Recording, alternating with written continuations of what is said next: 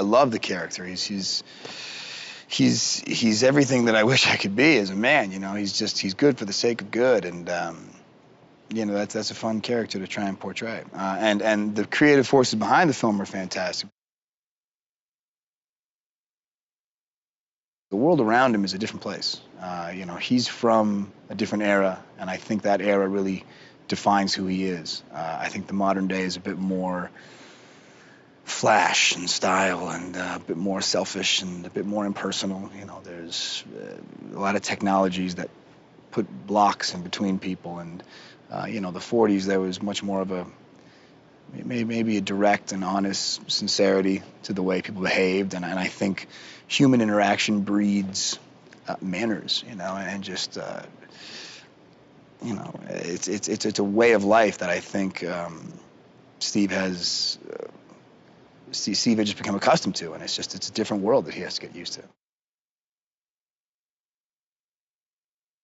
It's so nice that as the Avengers are finding their niche within a group, so are we as people.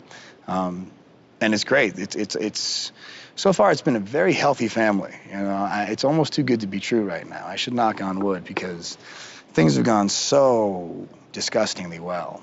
It's almost, like I said, it's almost unbelievable. I hope it lasts, because we get along so well. And I said this earlier, one bad apple could spoil the bunch. You get one stick in the mud and it changes the dynamic. I think everybody in this cast is so fantastic. We get along so well.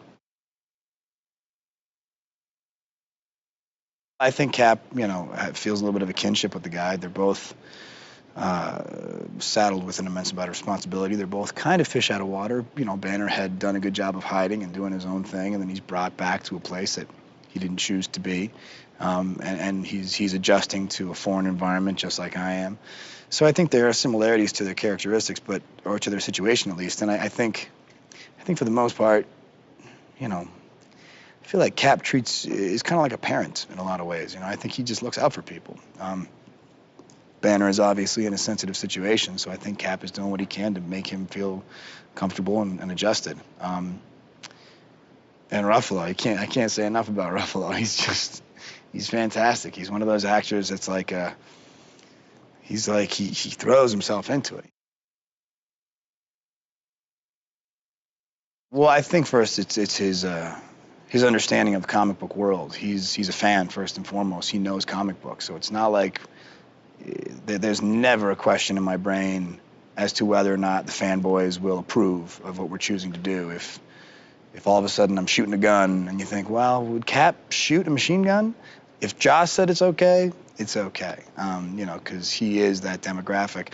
And second, it's his passion. This is, like you said, it's a tricky task to bring all these characters together. It's a tall order.